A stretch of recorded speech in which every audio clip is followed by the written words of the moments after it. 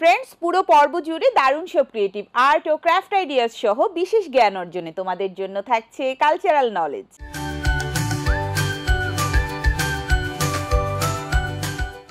Friends, আজ আমাদের art and craft সেটে আমার সাথে আছে দুজন ছোট্ট বন্ধু, স্নেহা এবং গুনগুন। হ্যালো।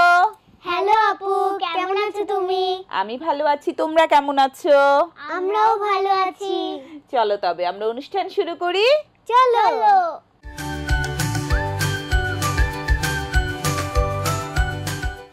ফ্রেন্ডস, আর্ট অ্যান্ড ক্রাফটের ফার্স্ট সেগমেন্ট আর্ট লেসনে আজকে আমরা শিখব কদম ফুল আঁকা।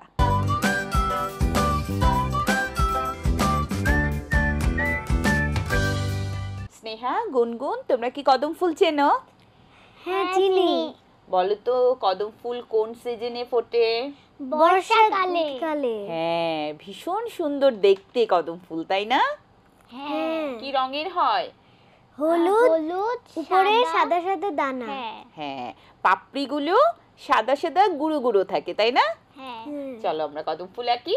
চলো আপু, চলো। কদম ফুলটা আমরা আঁকবো পুরোটাই রং দিয়ে। হ্যাঁ, আমরা খুব গাঢ় করে পেন্সিল দিয়ে কদম ফুলটা আঁকবো না, আমরা হালকা করে একটু গোল অবয়ব দিয়ে নিব কদম ফুলের জন্য, একদম হালকা করে। কেমন?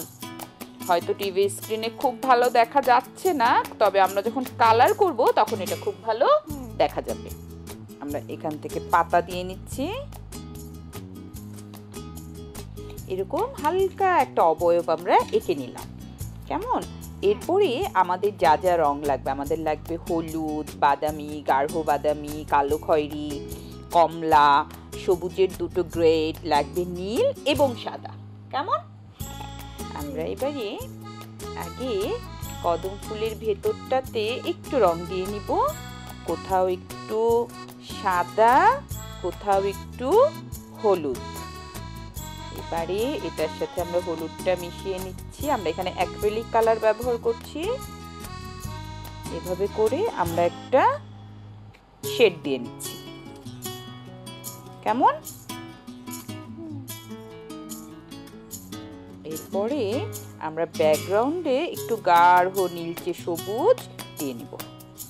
নীলও না, আবার সবুজও না, সি গ্রিন টাইপের একটা রং। আমরা এটা দিয়ে নিব ব্যাকগ্রাউন্ডে।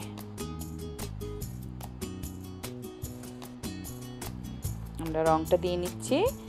একটু একটু রং যদি একটার ভেতরে আরেকটা ঢুকে যায় কোনো অসুবিধা নেই, সেটা দেখতে কিন্তু ভালোই লাগবে। কেমন? স্নেহা, কদম ফুলকে ইংলিশে কি বলে জানো? কি বলে? Bird flower. ওয়াও! জানো আপু, কদম ফুল না যখন হাতে নিয়ে ফু দেয় তখন ওর পাপড়িগুলো কিন্তু উড়ে উড়ে যায়, আর সেই ছবিটা দেখতে কিন্তু আরো সুন্দর লাগে। এবারে আমরা ব্যাকগ্রাউন্ডে একটু কালার, একটু পানি দিয়ে মিশিয়ে দিব।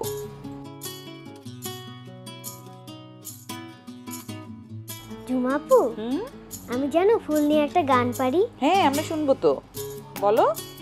ফুলে ফুলে ঢোলে ঢোলে বহে কিবা মৃদুবাই ফুলে হায়।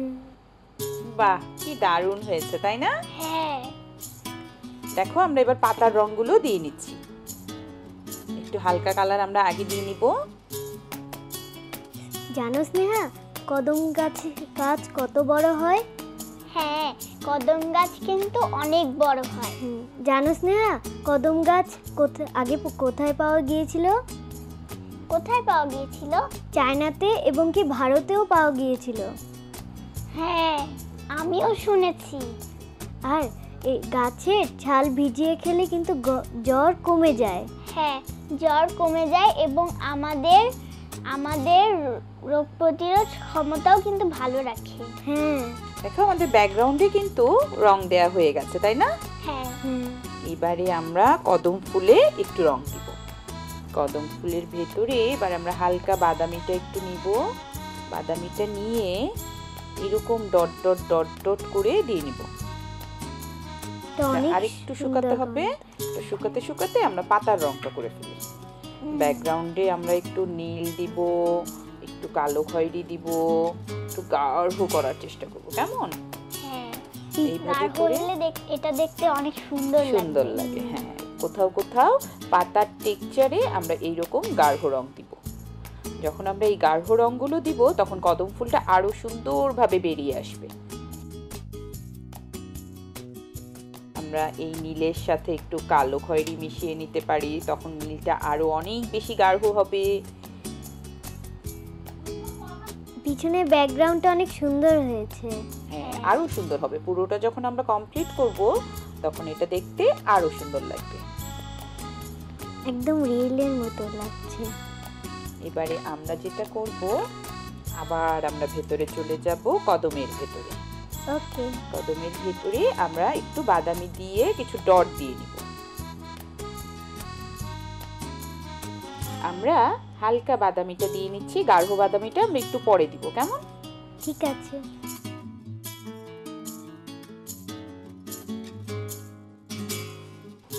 এবারে আমরা বাদামিটা নিয়ে নিচ্ছি, একেবারে গাঢ় বাদামি না, খয়েরি খয়েরি যে বার্নসিনা যে রংটি, সেই রংটি নিয়ে নিচ্ছি। তোমরা যদি চাও এই ডটগুলো কিন্তু সাইন পেন দিয়েও দিতে পারো। একদম শুকিয়ে যাওয়ার পরে যদি খুব সহজে আঁকতে চাও সেক্ষেত্রে সাইন পেন দিয়ে দিতে পারো। এবারে আমরা গাঢ় খয়েরিটা নিয়ে নিব। তো গাঢ় খয়েরিটা খুব সাবধানে দিতে হবে, ভেতরে যেন একদমই কাঁচা না থাকে। শুকিয়ে যাওয়ার পরে এই গাঢ় খয়েরিটা খুব সাবধানে অল্প পরিমাণে দিয়ে নিতে হবে। জানো স্নেহা, কদম ফুলের পাতাগুলো অনেক বড় বড় হয়। হ্যাঁ, এই যে দেখো, আমি তো বড় করেই এঁকেছি, তাই না? ফুলের তুলনায় পাতাগুলো কিন্তু বেশ বড়। গাছটাও বড়, পাতাটাও বড়। হ্যাঁ, তবে ফুলটা একটু ছোট। হ্যাঁ, সব কিছু বড়। আমাদের কিন্তু ডট দেয়া হয়ে গেছে। এবারে আমরা কি করব বলো তো? আমরা সাদা নিব। হ্যাঁ, সাদা যে ঝিরি ঝিরি ঝিরি ঝিরি কদম ফুলের যে পাপড়িগুলো, সেই পাপড়িগুলো আমরা দিয়ে নিব। আগে আমরা সাইডের পাপড়িগুলো দিয়ে নিব, এভাবে এভাবে করে।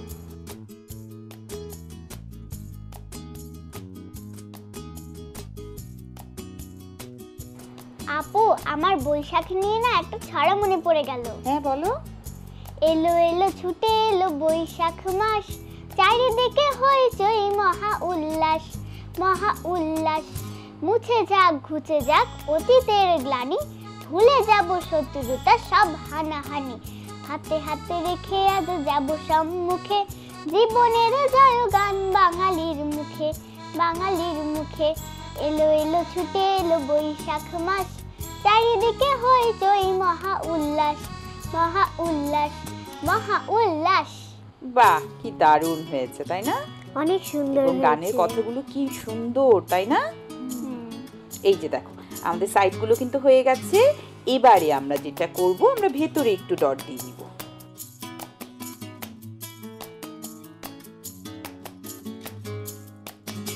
এবারে আমাদের কদমটা কিন্তু মোটামুটি রেডি হয়ে গেছে।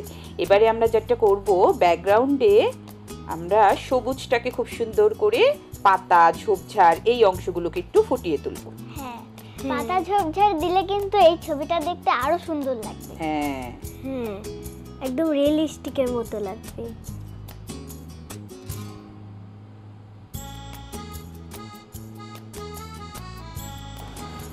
আমরা একটু হলুদ মিশিয়ে নিচ্ছি।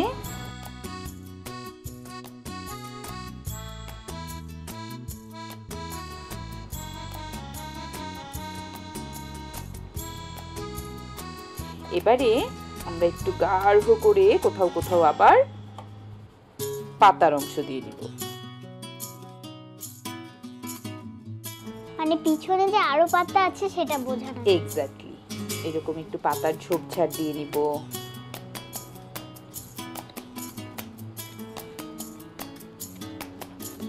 কোথাও কোথাও আমরা এরকম ডাল দিয়ে নিব।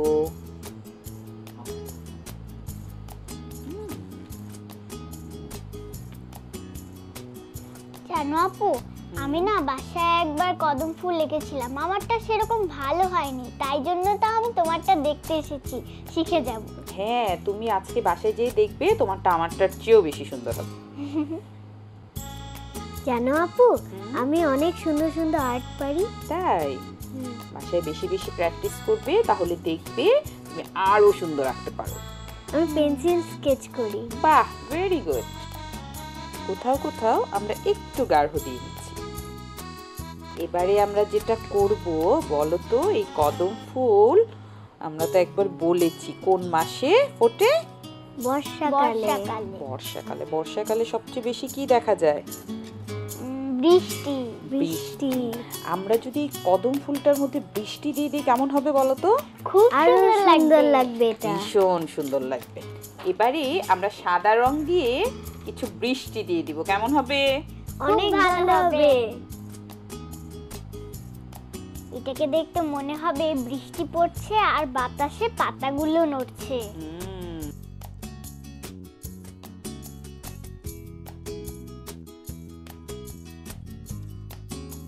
মনে হচ্ছে খাতার উপর থেকে কে জানি বৃষ্টি ফেলতেছে। হ্যাঁ।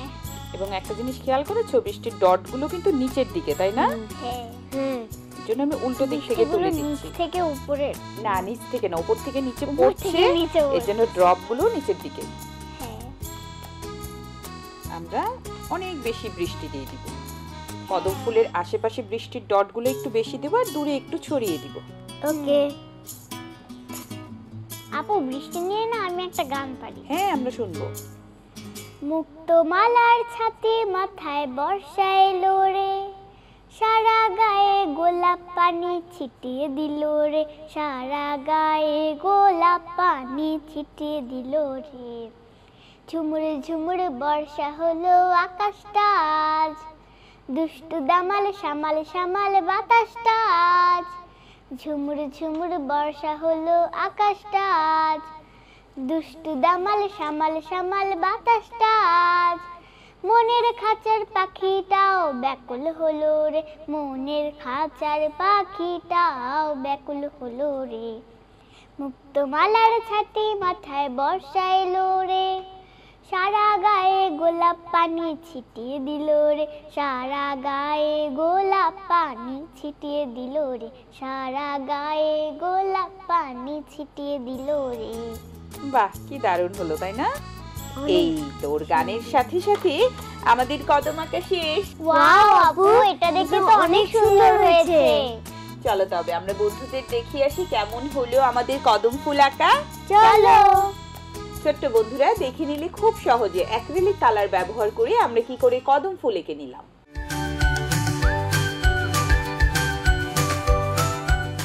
ফ্রেন্ডস, আর্ট এন্ড ক্রাফটের সেকেন্ড সেগমেন্ট ক্রিয়েট ফর ফানে আজকে আমরা তৈরি করব কাগজ দিয়ে আইসক্রিম।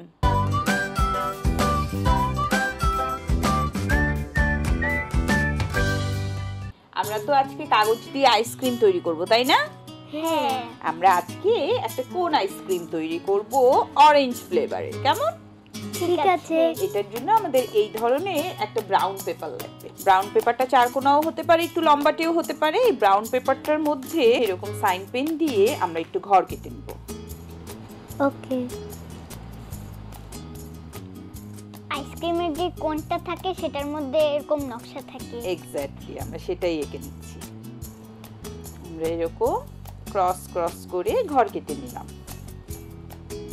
এবারে এটাকে আমরা ফোল্ড করে নিব। কি করব? ফোল্ড করব। ফোল্ড করব। ওই যে আইসক্রিমের কোনটা যেরকম কোণা থাকে একদম সেরকম করে আমরা ফোল্ড করে নিব। কর্নারটা খুব সুন্দর করে মিলিয়ে দিতে হবে এই জায়গাটায়। হ্যাঁ, এই জায়গাটায় গ্লু দিয়ে এটাকে খুব ভালো করে আটকে দিতে হবে। হয়েছে আমাদের কোণ? হ্যাঁ, কোণ তৈরি হয়ে গেছে। কিন্তু খুব সহজে আমরা এই আইসক্রিমটা তৈরি করব। আমরা এই জায়গাটা তো একটু গ্লু দিয়ে দিব, কেন জানো? এটা যেন সুন্দর শক্ত হয়ে থাকে। এই তো আমাদের কোণটা তৈরি হয়ে গেল, তাই না? আইসক্রিমে কোণ, বিস্কিট কোণটা আমাদের তৈরি হয়ে গেল। এবারে এই ধরনের চারকোনা বা আমরা যদি চাই একদম স্কোয়ার টাইপের এই ধরনের রাবার শিটও নিতে পারি, হলুদ কাগজও নিতে পারি, যেটা আমাদের ইচ্ছা। তো আমরা এই ধরনের রাবার শিট নিয়ে নিচ্ছি। রাবার শিট নিয়ে এখানে একটু ফোল্ড করে দিচ্ছি। একটু ফোল্ড করে দিলাম। এইটাকে আবার এই দিকে একটু ফোল্ড করে দিলাম, উল্টো দিকে। কেমন? এই কিন্তু আমাদের একটা হয়ে গেল, এইটাও আমরা নিলাম। এইদিকে একটু ফোল্ড করে দেই আমরা, এইদিকে আমরা একটু ফোল্ড করে দিব। এই রাবার শিটটা আমরা নিয়েছি এই কারণে যে রাবার শিটটা ফোল্ড করা খুব সহজ। কাগজটা করলে এটাকে আমরা দুটোকে এক সাইডেই ফোল্ড করব, কেমন? হ্যাঁ, কারণ এটাকে আমরা ফোল্ড করার পরে এটাকে উল্টে দিব। এবার এটাকে আমরা এইভাবে করে দিব। এবার এই জায়গায় আমরা একটু গ্লু দিয়ে দিব। এই জায়গাটাও একটা ফোল্ড হয়ে যাবে। ফোল্ড হয়ে যাওয়ার পরে আমরা এই জায়গাটা কেটে নিব এরকম গোল করে। কর্নারগুলো আমরা কি করলাম? ফেলে দিলাম। ঠান্ডার সময় আইসক্রিম খেলে অনেক ঠান্ডা লেগে যায় আর অসুস্থ হয়ে যায়। হ্যাঁ, গলাও বসে যায়। আইসক্রিম কিন্তু আমাদের বেশি খাওয়া উচিত না, মাঝে মাঝে আমরা অল্প পরিমাণে খেতে পারি, তাই না? আইসক্রিম ভীষণ লোভনীয় একটি খাবার, কিন্তু বেশি খাওয়া যাবে না। এবারে আমরা একটু অরেঞ্জ কালার, ফ্যাব্রিক কালার নিয়ে নিব। সামান্য কোথাও কোথাও আমরা এরকম লাইন দিয়ে দিব, একদম একটু সামান্য লাইন লাইন করে আমরা দিব। এটা শুকাতে শুকাতে আমরা আরেকটা এঁকে নিব। এখন একটু সুন্দর লাগছে। এখন মনে হচ্ছে এটা অরেঞ্জ ফ্লেভার, তাই না? এখন অরেঞ্জ ফ্লেভার যেহেতু আমরা এটা করছি, আমরা তো একটু অরেঞ্জও তৈরি করতে পারি, তাই না? হ্যাঁ, আমরা অরেঞ্জ করে ওইটা দিয়ে আমরা সাজিয়ে দিতে পারি। হ্যাঁ, আমরা সেটাও করব। আইসক্রিমের অনেকগুলো ফ্লেভার হয়। এবারে আমরা একটু হলুদ কাগজ নিয়ে নেব। এই ধরনের ছোট হলুদ কাগজ নিয়ে আমরা অরেঞ্জ কালার সাইন পেন নিয়ে নিব। সাইন পেন নিয়ে এটাতে একটা গোল অরেঞ্জের কাটা অংশ তৈরি করব। গোল অরেঞ্জের কাটা অংশটা কিভাবে তৈরি করব দেখো। এখানে গোল থাকবে, এইখানে অরেঞ্জ এরকম থাকে না? কাটবার পর এরকম লাগে। এরকম করে একটা অরেঞ্জ তৈরি করে নিব। অরেঞ্জ তৈরি করব। আরেকটা হলুদ কাগজ দিয়ে আমরা আরেকটা হলুদ কাগজকে এরকম ডট দিয়ে দিয়ে আপু, আমরা এটা কি বানাবো? আমরা এটা দিয়ে একটা চিকন ওয়েফার তৈরি করব। এটাকে আগে আমরা কেটে নিব। কেটে জাস্ট এটাকে এরকম একটা পেন্সিল বা কলমের সাহায্যে এরকম রোল করে নিব। এরকম রোল করার পরে কলম বা পেন্সিলটা আমরা বের করে ফেলব। বের করে এই জায়গাটাতে গ্লু লাগিয়ে দিব। আইসক্রিমের উপরে যে ওয়েফারটা থাকে, এই যে গ্লু লাগিয়ে দিলাম। আর এটাকে আমরা কেটে নিব। এই তো আমাদের কিন্তু সব জিনিস রেডি। এই দেখো, আমরা খুব ভালোভাবে ভিতরে ঢুকিয়ে দিলাম, তাই না? হ্যাঁ। এবারে আমরা এটা এপাশ থেকে দিয়ে দিব। ওয়াও আপু, ওয়েফারটা দিয়ে তো অনেক সুন্দর লাগছে। হ্যাঁ, ওয়েফারটা সেট করে নিলাম। এবারে আমরা চাইলে এই জায়গাটায় অরেঞ্জটা দিতে পারি অথবা ওয়েফারের সাথেও দিয়ে নিতে পারি। এবারে এই ধরনের যে কাগজের স্ট্রিপ পাওয়া যায় অথবা রিবন পাওয়া যায়, সেগুলো আমরা নিয়ে নিতে পারি। সেগুলো নিয়ে এই পাশ থেকে এনে আমরা আগে সেট করে নিব যে আমরা এটাকে কিভাবে সেট করব। আমরা একটু গ্লু দিয়ে এটাকে আগে সেট করে নিই। সেট করে এই জায়গাটাতে আমরা একটা বো তৈরি করব। কেমন? বো তৈরি করলে এটা কিন্তু দেখতে আরো সুন্দর লাগবে। হ্যাঁ, মনে হবে কে জানি আইসক্রিম গিফট করেছে। হ্যাঁ হ্যাঁ। এবারে এক্সট্রা যে অংশটা আছে এটা আমরা কেটে দিচ্ছি। এই তো আমাদের অরেঞ্জ ফ্লেভারের আইসক্রিম তৈরি হয়ে গেল। এটা তো আমার এক্ষুনি খেয়ে ফেলতে মন চাচ্ছে। হ্যাঁ, পুরাই মনে হচ্ছে এখনই খেয়ে ফেলবো এটা। তাই এখনই সেই কাগজের আইসক্রিম খেতে হবে না, তোমরা পরে অরেঞ্জ ফ্লেভারের আইসক্রিম খেয়ে নিও। চলো আমরা বন্ধুদের দেখিয়ে আসি কেমন হলো আমাদের কাগজের আইসক্রিম। চলো চলো বন্ধুরা, দেখে নিলে খুব সহজে কাগজ দিয়ে আমরা কি করে আইসক্রিম তৈরি করে নিলাম।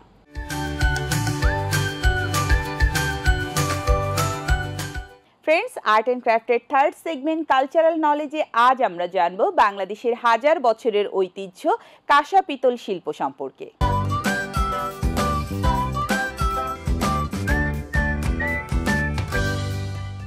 আচ্ছা স্নেহা, গুনগুন, তোমরা কি কাঁসা পিতল সম্পর্কে জানো বা চেনো? হ্যাঁ, আমার বাসায় একটা কাঁসার প্লেট আছে। তাই? আমার বাসায় একটা পিতলের কলস আছে। এই কাঁসা পিতল শিল্প কিন্তু আমাদের দেশের হাজার বছরের ঐতিহ্যবাহী একটি শিল্প। চলো আমরা এই শিল্প সম্পর্কে আরো অনেক কিছু জেনে আসি। চলো আপু।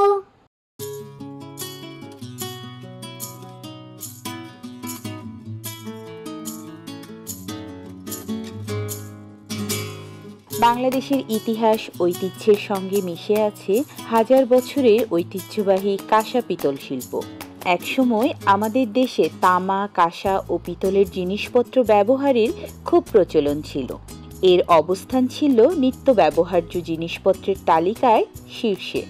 বিশেষ করে রান্নাঘরের তৈজসপত্র ও ব্যবহার্য সামগ্রীর ক্ষেত্রে পিতলের থালা, বাটি, গ্লাস, রান্নার হাঁড়ি ইত্যাদি ব্যবহার করা হতো।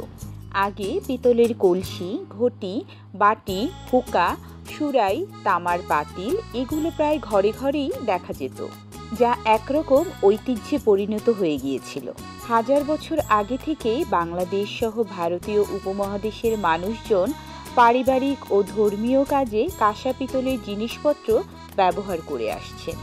বিদেশি পর্যটকরা একসময় কাঁসা পিতলের মধ্যে কারুকার্য খচিত বিভিন্ন দেবদেবী ও জীবজন্তুর প্রতিকৃতি দেশে নিয়ে যেত।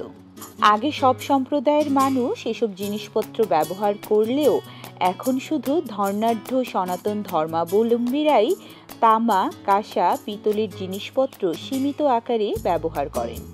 অনেক সনাতন ধর্মাবলম্বীরা এখনও কাঁসার থালায় খাবার পরিবেশনে আতিথেয়তার একটা অংশ মনে করেন।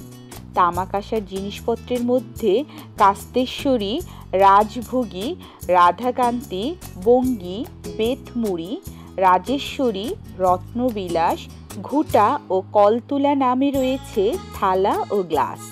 কৃষ্ণচূড়া, ময়ূরকণ্ঠী, ময়ূর আধার, মল্লিকা ইত্যাদি নামে পাওয়া যায় জগ। রাজভোগী, জলতরঙ্গ, রামভোগী, গোলবাটি, কাজলবাটি, ঝিনাই বাটি, ফুলতুলি বাটি ইত্যাদি নাম রয়েছে বাটির নাম। বোয়ালমুখী, চন্দ্রমুখী, চাপিলামুখী, পঞ্চমুখী, ঝিনাইমুখী নামে রয়েছে চামচ। এছাড়াও নিত্য প্রয়োজনীয় সকল কিছুই তামা, কাঁসা ও পিতলের পাওয়া যায়। পূজা অর্চনায় মঙ্গল প্রদীপ, কোষাকুর্শি, মঙ্গল ঘট ইত্যাদি কাঁসার বাদ্যযন্ত্র উল্লেখযোগ্য। বাংলাদেশ কিংবা অবিভক্ত বাংলায় কাঁসা পিতলের প্রচলন কখন, কিভাবে শুরু হয়েছিল তা নির্দিষ্ট করে জানা যায়নি। প্রত্নতাত্ত্বিকদের মতে এটি প্রাচীন সভ্যতার আমলে শুরু হয়, যখন ব্রোঞ্জ শিল্প ছিল। আবার অনেকেই এই শিল্পকে মহেস্থানগড় কেন্দ্রিক সভ্যতার সঙ্গে সম্পৃক্ত বলে মনে করেন। আনুমানিক 1576 থেকে 1757 খ্রিস্টাব্দে মুঘল আমলে উপমহাদেশে ব্যাপকভাবে কাঁসা পিতলের ব্যবহার শুরু হয়। তখন এসব ধাতু দিয়ে ঢাল, তরোয়ার, তীর, ধনুক ইত্যাদি যুদ্ধ সরঞ্জাম তৈরি করা হতো। ব্রিটিশ শাসন আমলেও এ শিল্পের প্রসার ঘটে এবং বাংলার ঘরে ঘরে এর ব্যবহার জনপ্রিয় হয়ে ওঠে। ঢাকা জেলার বৃহত্তম উপজেলা ধামরাই এলাকা কাঁসা পিতলের জন্য বিখ্যাত ছিল। এশিয়া মহাদেশের অন্যতম ধামরাইয়ের রথমেলা আর ঐতিহ্যবাহী কাঁসা পিতল শিল্পের কথা সারা দুনিয়ার মানুষ জানেন। অনেক বিদেশি আসেন এ শিল্প দেখার জন্য। ধামরাইয়ের কাঁসা পিতল সামগ্রীর চাহিদা আছে Italy, France, Belgium, Canada, Australia ও আমেরিকায়। এমনকি অনেক দেশের রাষ্ট্রদূত ধামরাইয়ে এসে কাঁসা পিতলের সামগ্রী নিয়ে যান। এসবের মধ্যে থাকে বিভিন্ন ধরনের মূর্তি, খাট, জীবজন্তুর ছবিসহ বিভিন্ন জিনিস। পৈতৃক পেশাকে ধরে রাখার জন্য বর্তমানে রাজধানীর শাঁখারী বাজার, ইসলামপুর ও মিটফোর্ডে প্রায় 10-15টি পরিবার আজও কাঁসা শিল্পের সাথে জড়িত। ধামরাইয়ে কাঁসা পিতল শিল্পের এই যাত্রা শুরু হয় পাল বংশের আমলে। হাজার বছরের বেশি সময়ের ইতিহাসের সাক্ষী ধামরাইয়ের ঐতিহ্যবাহী এই কাঁসা পিতল শিল্প। কিন্তু এই কাঁসা পিতল শিল্পের ঐতিহ্য আজ হারিয়ে যেতে বসেছে। সময়ের পালাক্রমে এই শিল্প এখন বিলুপ্তির পথে। একসময় দিনরাত ব্যস্ত থাকত কাঁসা পিতল শিল্পীরা। ভোরে হাতুড়ির টুংটাং শব্দে ঘুম ভাঙত এলাকাবাসী। তবে দিন দিন এই শিল্পের কাঁচামালের দাম বৃদ্ধি, কারিগরের অভাব, ব্যবহারকারীর সংখ্যা কমে যাওয়া এবং প্লাস্টিক পণ্যের সহজলভ্যতার কারণে ধ্বংসের পথে শিল্পটি। গত 15 বছরে কাঁসা পিতলের দাম বেড়েছে প্রায় 12 গুণ। এক কথায় ঊর্ধ্বমূল্যের কারণে প্রতিযোগিতার বাজারে টিকতে পারছে না তামা কাঁসা পিতলের শিল্প। বর্তমান বিশ্ববাজারে ব্যাপক চাহিদা থাকার পরও সঠিক প্রচারণা ও পৃষ্ঠপোষকতার অভাবে বাজার পাচ্ছে না এই শিল্প। পাশাপাশি অভ্যন্তরীণ বাজার থেকে হারিয়ে যেতে বসা এই শিল্প রক্ষায় সরকারি বেসরকারি উদ্যোগ গ্রহণের দাবি সংশ্লিষ্টদের। দেশের ঐতিহ্যবাহী এই শিল্প ও শিল্পের কারিগরদের মর্যাদা ধরে রাখতে এখনই আমাদের সবার এগিয়ে আসা একান্ত প্রয়োজন।